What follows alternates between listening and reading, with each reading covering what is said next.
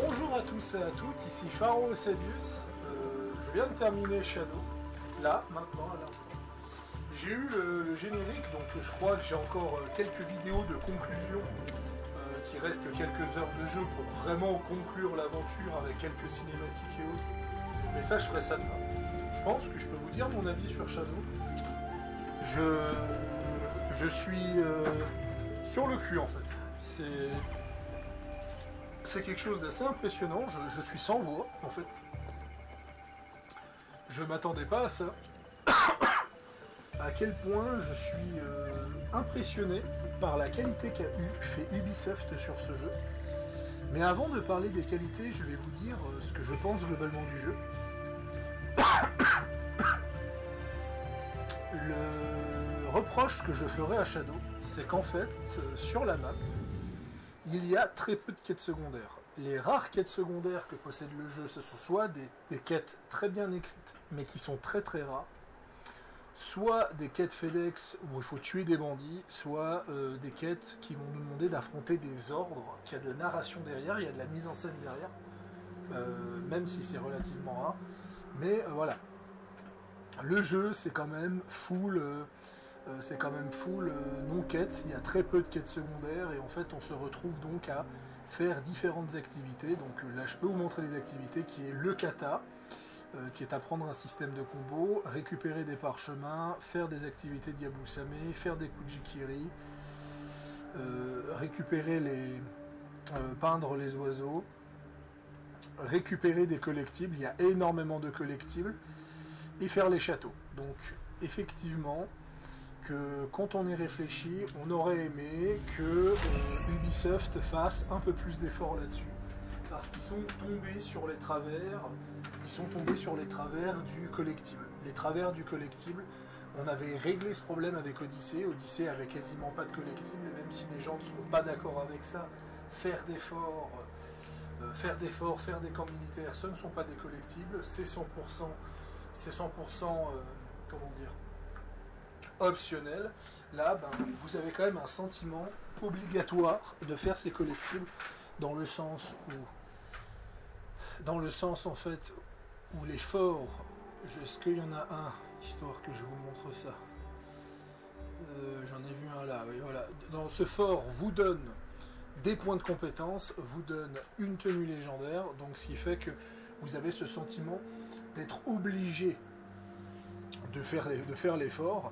Et de l'autre côté, vous avez en fait ici, dans le système de maîtrise, un rang de connaissance. Ce rang de connaissance est obligatoire pour obtenir d'autres compétences, donc ce qui fait que vous vous sentez obligé de faire ces petites activités annexes, justement, comme le temple qui vous donne un point de connaissance, le Kujikiri, le Yabusame. Donc en fait, tout ça en fait fait que l'expérience monde ouvert peut être extrêmement dommageable. Et c'est vraiment dommage.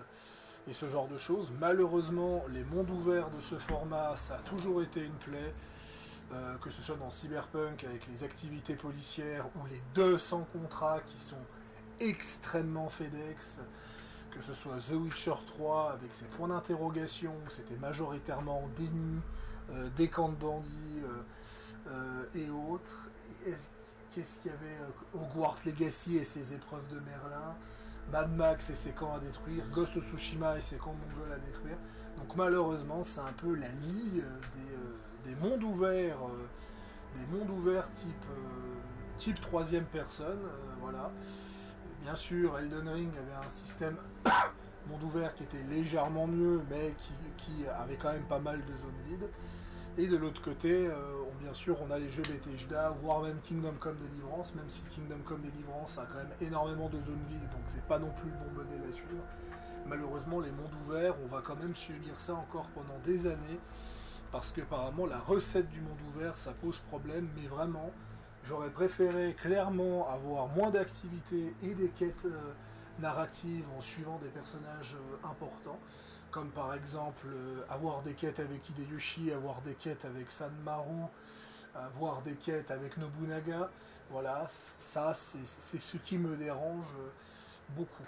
Et pour parler en fait du jeu en lui-même, je trouve, avant de dire ce que j'ai aimé dans le jeu, que historiquement, on n'exploite pas assez le lore du Japon. Je m'explique. Si on se base sur les faits historiques, si on se base sur l'attaque d'Iga par Nobunaga jusqu'à la mort de Mitsuhide Akechi, il y a d'autres éléments historiques, hein, bien sûr, dans le jeu, mais je parle d'éléments historiques connus que tout fan de Shadow sait que c'est des moments historiques importants qui vont de toute façon arriver. On compte que quelques mois, en fait. Voilà, il y a eu l'attaque d'Iga, en 81 et demi, quelque chose comme ça. En 82, mort de Nobunaga, mort d'Akechi Mitsuhide, plus encore quelques autres événements historiques un peu trop majeurs que je ne vais pas trop spoiler. Donc en fait, on se trouve dans une espèce d'intrigue historique qui dure que 3-4 mois maximum. Et c'est dommage. Et c'est véritablement dommage parce que le Japon, le Sengoku Jidai, c'est une période de trouble de 1550 jusqu'à 1620, voire 1640 si on parle de la répression chrétienne qui aura lieu. Donc malheureusement, je suis encore un peu malade, excusez-moi, je trouve que c'est très très mal exploité par rapport à ça. Voilà, je m'attendais quand même à ce que soit Yasuke participe à beaucoup de batailles historiques avec Nobunaga, ou que Nobunaga soit très mis en avant. Malheureusement Nobunaga n'est pas assez mis en avant, Hideyoshi pas assez non plus, et ça c'est ce que je critique ouvertement sur le jeu. Malheureusement c'est je dirais mon plus gros reproche que je pourrais faire à Shadow. Voilà, je pense aussi à Tokugawa Ieyasu, qui est donc le troisième unificateur, qui en fait fait un caméo dans le jeu. Voilà, je préfère parler en fait historiquement et ce genre de choses. Donc pour moi, je sous-entends que je ne spoil rien. Je ne spoil rien parce que je parle d'événements historiques et ce genre de choses. Donc à partir du moment où quelqu'un connaît un minimum l'histoire, il sait que ces moments seront cruciaux dans le jeu. Voilà. Et j'aurais préféré que ça s'étende historiquement beaucoup plus loin. J'aurais préféré que des batailles importantes, comme par exemple le massacre Ikoiki, ou tout simplement la bataille entre les Takeda et Nobunaga soit présent dans le jeu. C'est mentionné, mais ce n'est pas présent.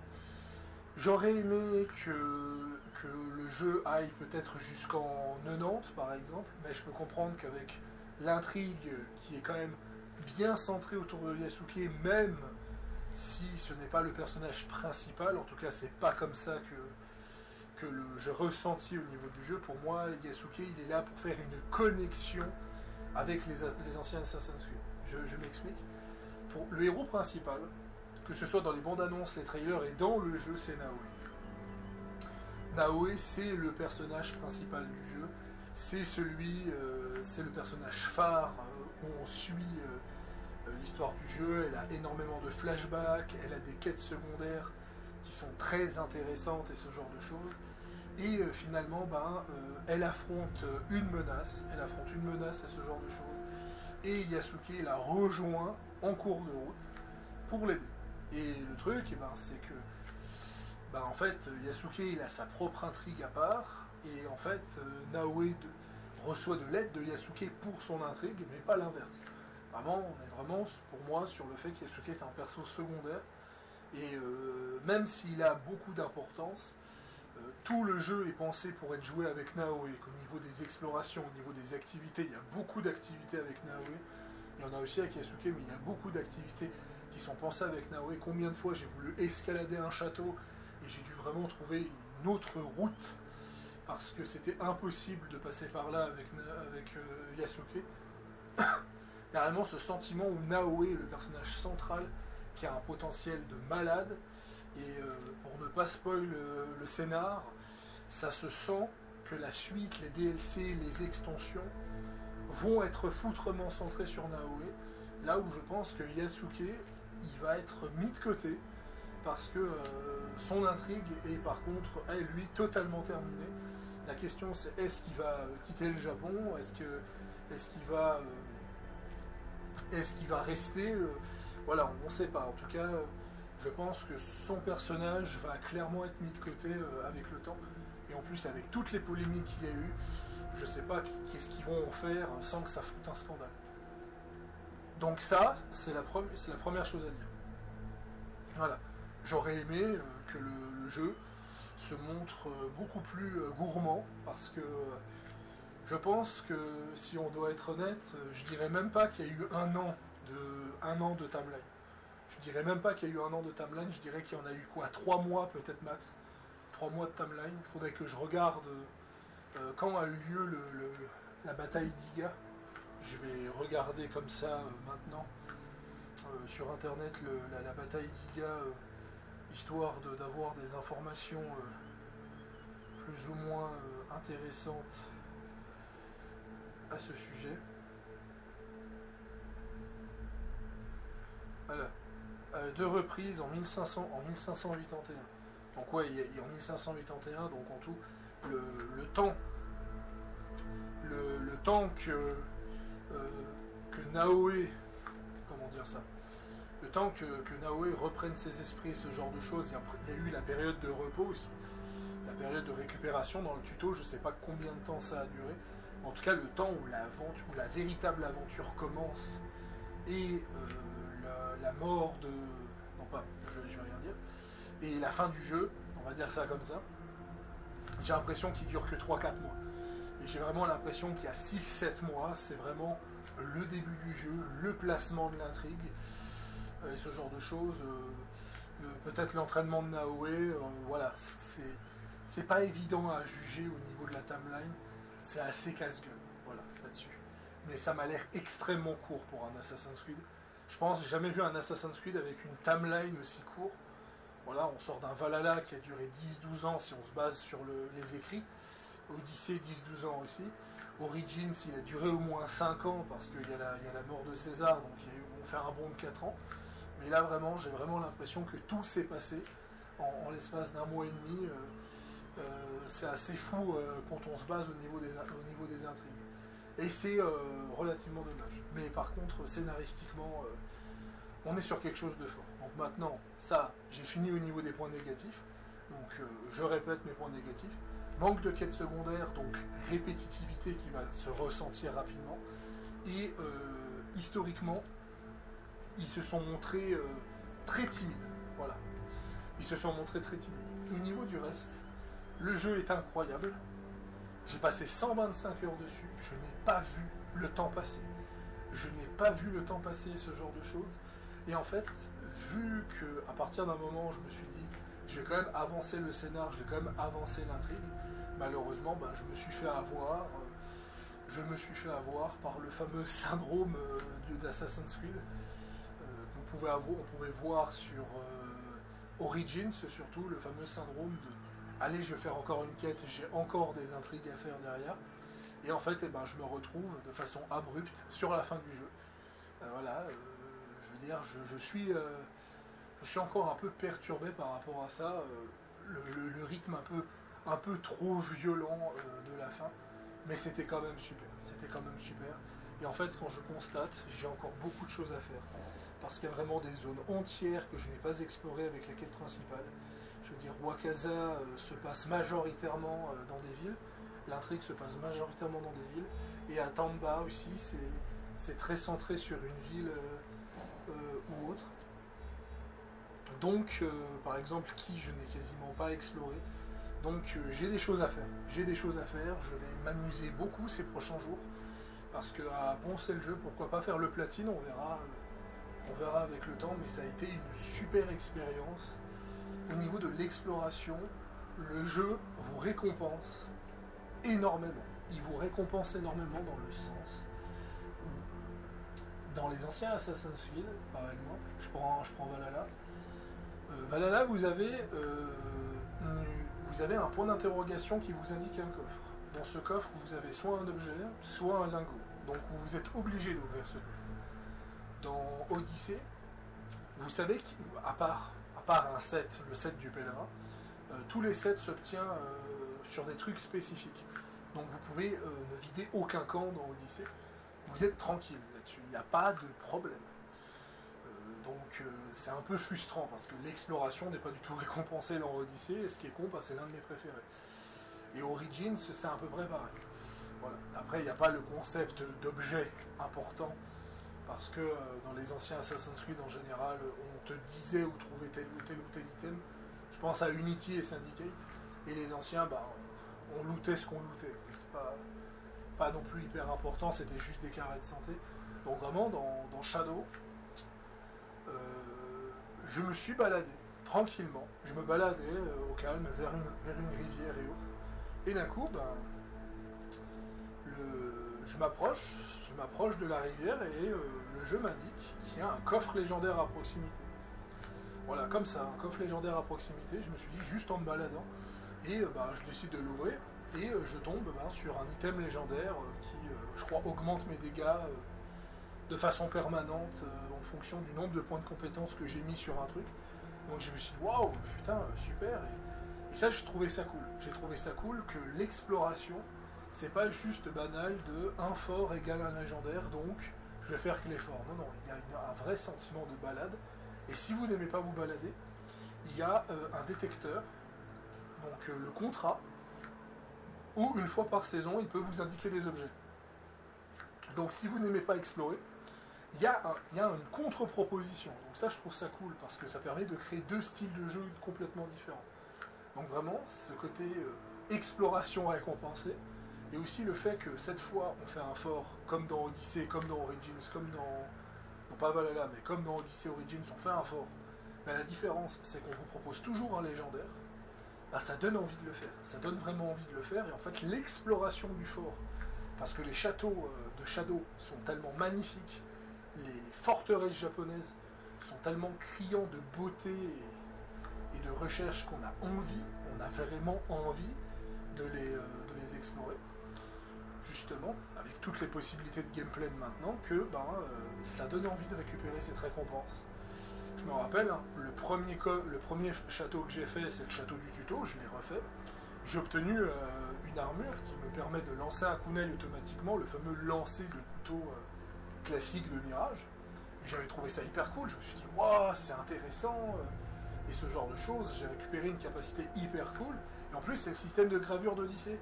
Donc ça veut dire que si vous aimez l'effet, vous pouvez le mettre sur un autre équipement pour essayer de cumuler les effets. Donc vraiment, c'est hyper intéressant.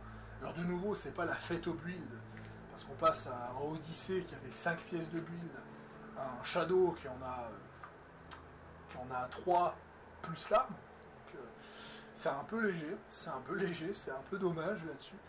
Mais vraiment, j'ai trouvé que l'exploration était super. Il y avait une grosse évolution par rapport aux autres Assassin's Creed là-dessus. L'effet de la végétation, l'effet du système de saison qui influence vraiment les PNJ, et ce genre de choses. Les PNJ sont très réactifs aussi d'ailleurs. Quand il pleut, j'ai vu beaucoup de PNJ se réfugier sous les toits. Quand il neige, j'ai vu certains PNJ grelotter. J'ai vu des PNJ porter des grosses fourrures, ce qui fait qu'on les voit plus souvent dehors. On les voit plus souvent dehors, dans le sens où on les voit mieux. Voilà. Et de l'autre côté, j'ai vu beaucoup plus de gardes à l'intérieur parce qu'il faisait froid. Quand vous affrontez des gardes à l'intérieur, dans les Tenchu par exemple, ils ne portent pas de grosses armures. Il y a beaucoup moins de samouraïs avec des grosses armures dans les Tenchu. Donc si vous ne savez pas ce que c'est un Tenchu, c'est l'espèce de château en fait, c'est l'espèce de grosse tour féodale du Japon. Donc il y a vraiment une espèce d'évolution de gameplay. Après, plus encore tous les systèmes d'infiltration qui a été rajouté dans Shadow, le fait de pouvoir se mettre à terre, le fait justement que si on se fait repérer mais qu'on se cache, ils vont tenter de détruire les buissons et ce genre de choses. Le roseau dans l'eau aussi, ce qui fait que ça permet justement de créer une sorte d'utilité de se cacher dans l'eau, ça c'est relativement cool. Et au niveau de l'infiltration, j'ai vraiment eu l'impression que l'IA était aléatoire. Ça veut dire que c'était à la fois bien, vraiment excellent, l'IA réagissait super bien, au tac, ça faisait plaisir. Mais des fois, j'avais l'impression qu'elle était mornée. Des fois, j'avais l'impression que l'IA ne réagissait pas. Donc, j'ai l'impression de plutôt voir un bug d'IA qu'une IA mal foutue. Donc ça, c'est vraiment quelque chose de très différent. Le fait que tous mes compagnons sont entourés là, il faudra que je leur parle après. Mais en tout cas, c'est assez super ce qu'ils ont fait. Mais il faudra faire des petits patchs pour corriger les petits bugs d'IA qui ne vont pas. Pour ce qui est du gameplay, eh ben, de nouveau, le gameplay, je sais que beaucoup de gens ont critiqué le gameplay en disant que c'est du Ubisoft, ils n'ont pas pris de risque. Pour moi, je les ai vus le risque. Pour moi, on est sur un gameplay totalement différent des anciens, avec un système de deflect pour Naoe, avec un système de combo pour Yasuke, où le jeu nous incite à apprendre des combos à travers plusieurs types de compétences, avec l'attaque lourde, il y a l'attaque rangainé, il y a l'attaque lourde, et le fait que si on fait un espèce de mélange de ces coups, ça permet de créer un combo qui nerf l'adversaire pour leur faire un double dégât, donc c'est quand même hyper intéressant comme système. Alors certes, c'est pas du Nioh, c'est pas non plus du Elden Ring, je pense, même si j'ai pas trop joué. Voilà, c'est pas non plus, on n'est pas sur un gameplay révolutionnaire qui va changer la face du jeu vidéo. Mais je trouve que c'est déjà un peu plus intéressant que Ghost of Tsushima par exemple. J'avais pas du tout aimé le gameplay pour le coup. Mais on est très très loin de Nioh par contre en termes de gameplay. Mais c'était quand même hyper intéressant. Je me suis coincé. C'était quand même hyper intéressant de voir ce que proposait le jeu. Et c'était phénoménal, à mon sens. Là-dessus. Plus Naoe qui a en plus un espèce de combo où si si je dois appuyer sur un bouton au moment où on part, je crois qu'on fait une sorte de pirouette à la Prince of Persia sur l'adversaire pour le désarçonner. Il y a vraiment des très très bonnes idées de gameplay. Et pour moi, je vois un renouveau. Et c'est le meilleur renouveau de la saga si on ne compte pas le passage Syndicate Origins. Vraiment. Que ce soit Assassin's Creed 2 à Assassin's Creed 3 ou Assassin's Creed 3 à Unity, pour moi c'est le plus gros virage qu'a fait la licence depuis des années. Donc voilà. Pour ce qui est de la narration, parce qu'on va quand même parler de la narration, alors je trouve que c'était intéressant, riche. Il y a des passages qui m'ont mis mal à l'aise, j'étais pas bien pour certains personnages.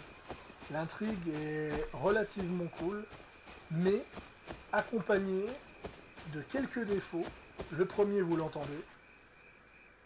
La musique qui des fois n'est pas présente, ou la musique qui des fois ne se barre, ou ne va pas dans le contexte. Par exemple, je pense, il y a une polémique d'ailleurs, le fameux boss final, alors c'est pas réellement le boss final, mais vous verrez je pense de quoi je parle quand on fera le jeu. Il y a une musique un peu bizarre. Je trouve que par rapport au reste du jeu, je trouve qu'elle colle pas bien à l'ambiance, cette musique. C'est un peu dommage, parce qu'il y a vraiment des bonnes idées dans Shadow au niveau des musiques, très traditionnel, très calme, très apaisant, mais il n'y a pas ce côté épique en fait, il n'y a pas ce côté épique comme possédait Valhalla par exemple. Valhalla, il y a vraiment des passages musicaux qui étaient vraiment hyper impressionnants, que j'écoutais pendant longtemps dans le train et ce genre de choses, parce que ça marquait les oreilles.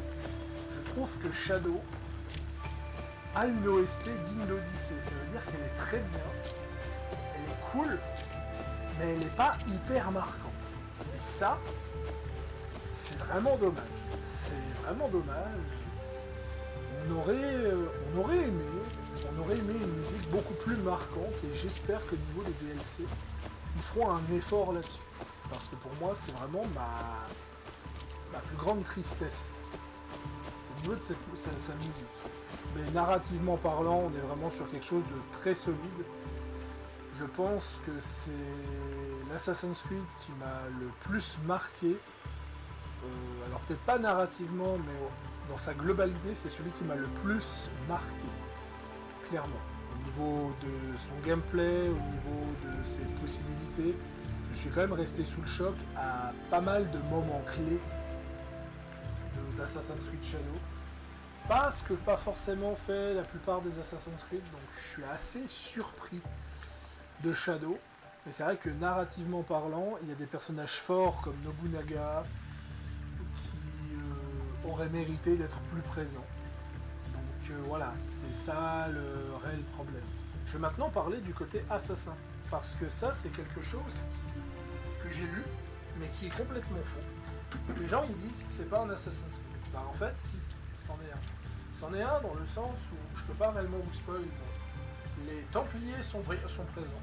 Les Templiers sont présents et ont une importance capitale dans l'histoire de Shadow. Voilà. Et le fait qu'ils sont présents à leur manière rend le Shadow hyper intéressant dans son contexte de ce qu'ils ont fait. Donc c'est pour ça que je trouve que le retour des Templiers de cette façon-là était très intéressant. Voilà, vraiment, ça m'avait manqué, parce que c'était vraiment un antagoniste que j'aimais beaucoup, les Templiers, mais faute à l'époque, ça ne pouvait pas revenir correctement. Donc je trouve que, et le côté assassin, alors le côté assassin, il est là à 300%, par contre, il est très très bien mis en avant, et ce genre de choses, on joue une vraie confrérie. Pour le coup, nos persos sont des vrais assassins. Voilà. Ce n'est pas comme Cassandra qui était neutre, Eivor qui profitait des assassins. Là, on joue vraiment des vrais assassins. Les deux personnages sont assassins. Naoe est une assassin qui est parfaite, en plus d'être la plus rapide de tout Assassin's Creed et d'avoir une philosophie qui est relativement intéressante. J'aime beaucoup qu'elle se démarque de Yasuke, ou Yasuke, comme on dit. Maintenant, il faudrait que je me force à le dire correctement. Yasuke, et qui, lui, a vraiment un sens de l'honneur qui est relativement très intéressant, on va dire. Dans le sens où, lui, il se bat d'une certaine façon, il se bat surtout par le dialogue, et quand il se bat, il défonce des portes, ce qui fait que ça donne un côté moins discret à la saga, mais de nouveau, vu que ça se passe au Japon, si on aurait eu un samouraï chez les assassins, donc un samouraï japonais, je parle, il aurait réagi de façon pareille. Donc je trouve que de ce côté-là, Assassin's Creed Shadow a bien réussi à cerner deux personnages, et j'en profite d'ailleurs pour parler des deux personnages. Alors Yasuke est un personnage qui est hyper intéressant, c'était d'ailleurs le plus gros point noir de la communication. Tout le monde disait que le personnage était fait du forcing et autres, mais non, le personnage est hyper intéressant parce que non seulement il est connecté à l'ancien lore d'Assassin's Creed, je dirais pas comment, qui le rend vraiment enrichissant et intéressant. De l'autre côté, il y a vraiment ce côté, calme que possède Yasuke, et quand il s'énerve, il pète un plomb pour des bonnes raisons, et j'ai vraiment eu l'impression d'avoir une espèce de Bayek modéré, en fait. De Bayek modéré et autres, où avec un espèce de sens de l'honneur, j'arrive vraiment pas à dire, il n'y a aucun assassin qui leur ressemble par rapport à ça. Et du côté de Naoe, par contre, il y a un assassin qui leur ressemble. Connor. C'est Connor. Vraiment, du début à la fin, c'est Connor. Clairement, elle est impulsive, elle s'énerve vite, elle part dans une espèce de méga quête de vengeance, pour honorer sa famille et ce genre de choses. Elle est prête à menacer les gens qui ne sont absolument pas d'accord. Et les rares quêtes où elle est pas d'accord avec Yasuke, j'ai cru que ça allait virer au combat. Donc clairement, on sent qu'elle a besoin encore de maturité, on sent que les DLC, les extensions, et peut-être potentiellement d'autres standalone avec Naoe, elle en aura véritablement besoin. Mais ouais, j'ai vraiment beaucoup aimé ces deux personnages.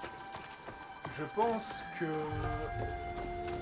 Ouais, je pourrais pas dire si c'est mes persos préférés parce que j'ai quand même beaucoup aimé d'autres persos de la saga.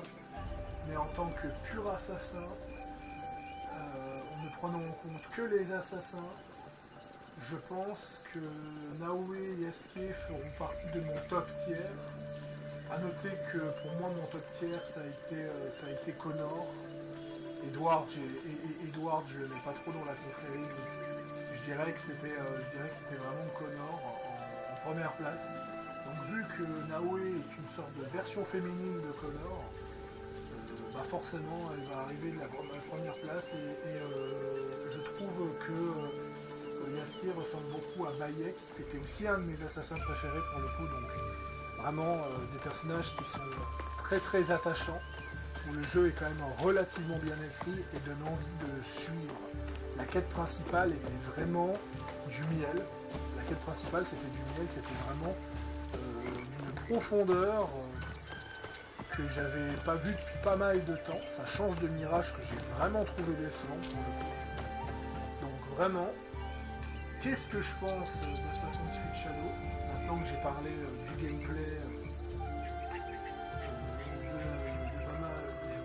gameplay, de l'infiltration, de la narration, je pourrais parler du détail et ce genre de choses. Le détail du monde de Shadow, je n'ai jamais vu ça. En plus, le jeu il est hyper beau. Le jeu il est hyper beau, c'est un truc de taré. Je suis encore sur le cul à quel point il y a eu un travail au niveau des animations, au niveau des textures, au niveau des... Là on peut le voir, de ces papillons qui tournent autour de moi, je suis vraiment surpris. Peut-être si je devrais faire un autre reproche à Shadow, c'est sa mise en scène.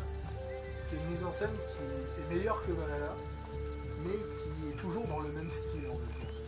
Parfois c'est un peu rigide, parfois ça passe hyper bien, il y a vraiment des passages dans Shadow. On est sur du cinéma, vraiment des passages incroyables. Moi je suis resté sur le cul en voyant ça, j'ai fait waouh, vraiment je suis resté choqué quoi dessus. Surtout, on n'est pas habitué à ce que Ubisoft sort une mise en scène de telle qualité. Après, oui voilà. C'est des projets qui sont hyper doués dans la mise en scène. C'est pas. J'ai pas d'autres exemples. Donc voilà, c'est vraiment. Voilà, c'est assez particulier. Je suis vraiment sous l'émotion avec ce jeu. J'essaie vraiment de me tenir. Voilà, c'est pas au niveau de BioWare, par exemple. Les compagnons sont intéressants. Le système de compagnons rend le jeu beaucoup plus enrichissant. Ces 6 compagnons uniques avec leur propre lore, leurs propres discussions, leurs propres capacités. Donc ça donne vraiment envie de les suivre. Ils sont vraiment hyper touchants et hyper intéressants. En plus, certains sont romançables. Alors après, de nouveau, est-ce que les romans ont une importance capitale dans le jeu? Je ne sais pas. Mais en tout cas, ils étaient hyper touchants. Et j'ai beaucoup aimé faire leur quête avec eux. J'en profite pour parler de Ibuki, qui a fait polémique. Parce qu'apparemment, d'après les haters, Ibuki est non-binaire. C'est pas le cas. Voilà. J'ai terminé le jeu, il n'y a aucune mention de non-binarité, il n'y a aucune mention que c'est trans, c'est juste un homme avec une voix efféminée, comme on pouvait en croiser, comme on en croise dans énormément de pop culture japonaise, notamment Naruto, pour donner un exemple. Donc ça m'a pas réellement surpris, parce que c'est quelque chose qui était visible au Japon. Donc de nouveau, il y a pas mal de bullshit sur le jeu de la part de haters qui cherchent à détruire le jeu, et je trouve ça véritablement dommage. Voilà, comme par exemple le fameux coup de si tu t'accroupis par terre, les gardes peuvent pas te toucher, j'ai essayé un but, hein. Voilà, donc de nouveau, j'ai de la peine à comprendre les critiques acerbes que prend ce jeu, c'est vraiment dommage. Voilà. On peut critiquer le champ contre champ, mais après c'est l'aspect RPG, et donc je trouve que j'ai pas réellement de choses à me plaindre. Il y a des gens qui se plaignent du côté, comment on appelle ça, qu'il n'y a pas assez de présence des assassins et des templiers. Je trouve que non.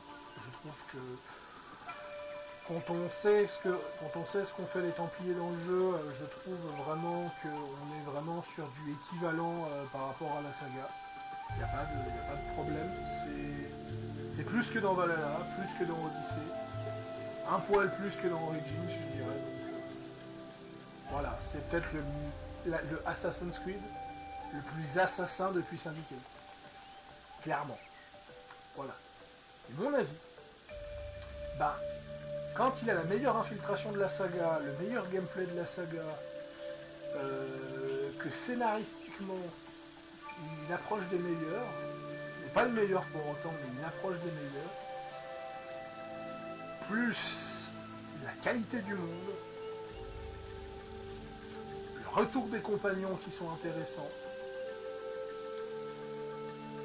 je me demande personnellement si ce ne devient pas mon Assassin's Creed préféré. Je me pose cette question depuis 3 jours, si vous voulez savoir. Est-ce que c'est mon Assassin's Creed préféré? Et je n'arrive pas à répondre à cette question. Parce que son défaut principal, le manque de quêtes secondaires, et ce qui fait que son monde ouvert va devenir ultra répétitif, c'est son défaut majeur. Rien que ce défaut majeur peut plomber le jeu pour moi. C'est ce qui fait que je n'arrive pas à dire si c'est mon préféré. Mais avec du recul, Odyssey étant mon Assassin's Creed préféré, donc rien que cette phrase va poser problème auprès de la commune, je me dis quand même, entre le retour de la confrérie, le retour des Templiers en force, le système de quête non linéaire et ultra organique, le monde organique et vivant, le système de combat parfait, vous m'avez compris? Je me dis que finalement, avec tout ça, je pense que c'est mon Assassin's Creed préféré. Je pense que j'ai pas honte à le dire. Je suis vraiment impressionné par ce que le jeu propose.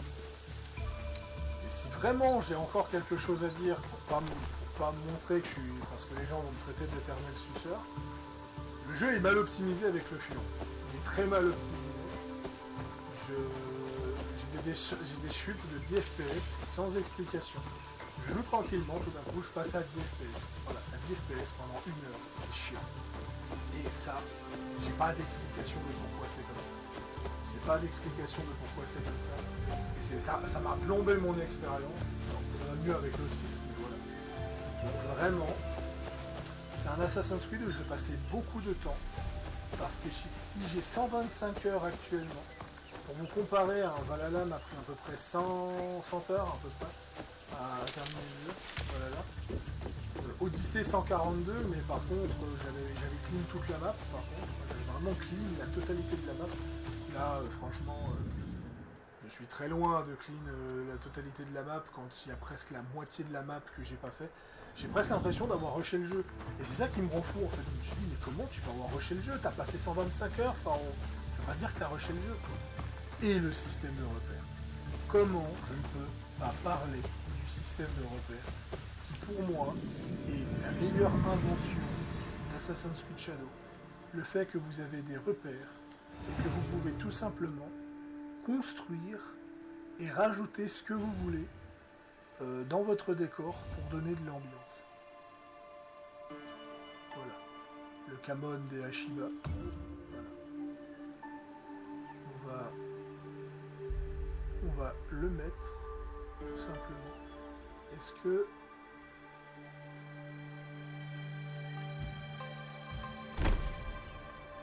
je vais mettre le Kamon des Hashiba.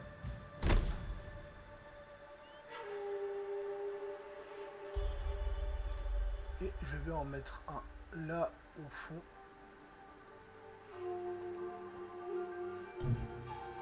Ah, je ne peux pas. Je peux pas le mettre là. Donc on va en mettre un là. Vraiment, je suis amoureux de ce jeu.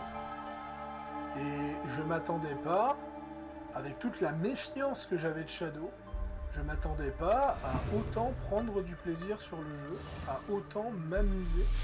Surtout après Kingdom Come 2, je ne m'y attendais pas. Alors pour le coup, Kingdom Come 2, je vous laisserai regarder ma vidéo, mais j'ai eu une barre d'attente trop élevée pour Kingdom Come 2. Là dans Shadow, ma barre d'attente était trop basse. Voilà, et la raison elle est simple, Kingdom Come 1 est l'un de mes jeux préférés, et Assassin's Creed Mirage ça a été une sombre daube pour moi, donc forcément les barres d'ambition sont pas pareilles. Alors bien sûr, hein, avec du recul, Kingdom Come a plus de détails, Kingdom Come prend un peu plus de risques, je dirais, donc forcément que aux yeux de l'opinion plus populaire, Kingdom Come sera certainement un meilleur jeu, mais moi, je suis sous le charme de Shadow. Et je pense que dès que j'ai fini cette vidéo, je vais pas aller me coucher, mais je vais voir la conclusion pour bien dormir. Mais ouais, c'est... Franchement, j'ai pas les mots.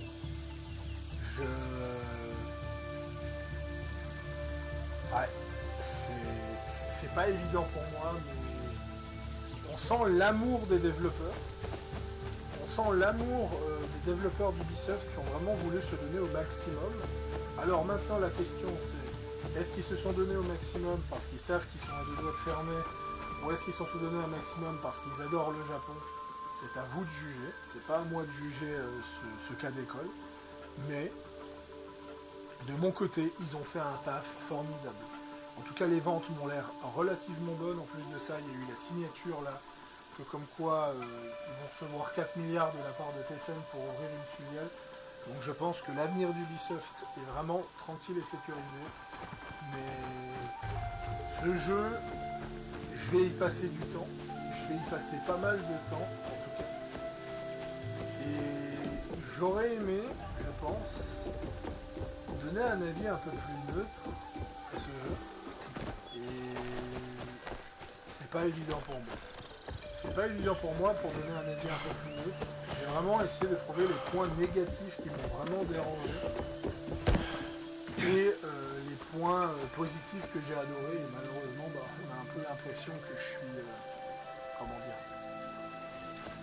On a un peu l'impression que je suis... payé presque, voilà, ça me fait un peu mal de le dire, mais ouais, je suis... je parle avec le cœur, voilà. C'est comme avec Wildward, je parle avec le cœur, et comme ça, vous avez mon avis sur Assassin's Creed Shadow. Je mets pas de notes, voilà. Je ne mets pas de notes à Assassin's Creed Shadow, parce que j'ai arrêté de mettre des notes depuis Starfield, en fait, ça fait donc 2 ans que j'ai arrêté de mettre des notes. Je mets plus de notes. Si j'ai mis des notes sur des jeux, je m'en excuse parce que j'arrête définitivement.